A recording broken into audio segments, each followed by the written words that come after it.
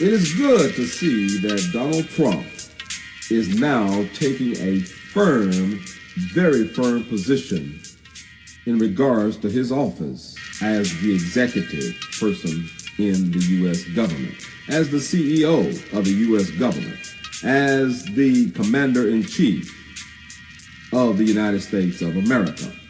Now, in spite of what Lindsey Graham, a Republican, says, in spite of what the likes of Nancy Pelosi says, Donald Trump is the commander-in-chief. He won the presidency, and with that comes a certain level of power. Whether you like it or not, that is the case. So what has happened today? Well, yesterday, let's back up a little bit. Yesterday, Nancy Pelosi was saying that no, Donald Trump, you cannot have the scheduled annual State of the Union address where you address both houses of Congress. You cannot have that.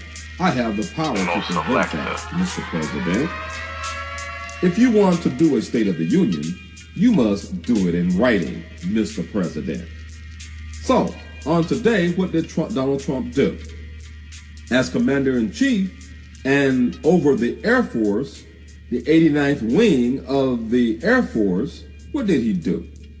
He indicated that Nancy Pelosi and these other congressmen and congresswomen could not use Air Force resources to fly overseas, to Afghanistan, to Egypt, to Israel, and you know they're going to go to Israel. If they go to Egypt, they're going to Israel, okay?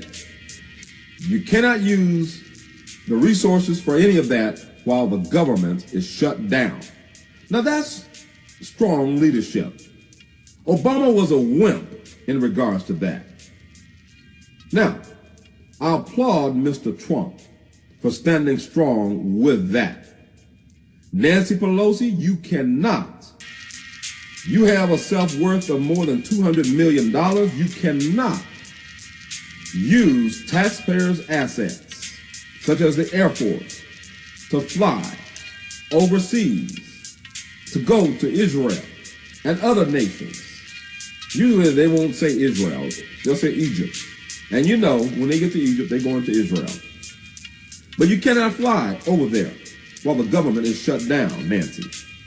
If you want to do it, then you do it on a commercial flight. You cannot use federal resources to do that. You earn a huge salary every year. You become wealthier as a member of Congress over these decades. And at the same time, you do not want to protect the interests of the less fortunate American citizens. You do not want to protect the borders of the United States, but yet you're willing to protect the borders, so-called, of other countries, Afghanistan and other countries. You're willing to go over there and speak up for and vouch for what those people want. And you're vouching and speaking up here domestically for what illegal aliens want here in the United States of America. You know, a few weeks ago, there was a video of an encounter, police encounter with an illegal immigrant in the state of Arkansas. And it was all on camera, all caught on video. The police stops the car.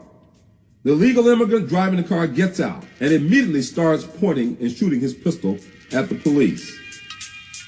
And then he walks all the way up to the police car. And the police has jumped out of his vehicle and is hiding behind his vehicle. And the illegal immigrant is firing bullets at this police. And then the illegal immigrant runs back, gets into his vehicle, and starts driving off. He gets to a curb, he stops. And then out of the passenger side of the vehicle comes a pale-skinned woman. The police from a distance instructs the woman to walk slowly with her hands up in his direction. And then he handcuffs her. And then later on, they found the guy. They found this illegal immigrant who had tried to kill this police. But this is the situation that we have going on in the United States of America, and it's going to become worse and worse because so many of these illegal immigrants, they believe that they are privileged. That's what they believe. And when some of them find out and discover that they're not as privileged as they think, they go berserk. They start killing. They start shooting. So more and more you're going to see that here in the United States. This is not about fear. This is about a fact. We're seeing it happen.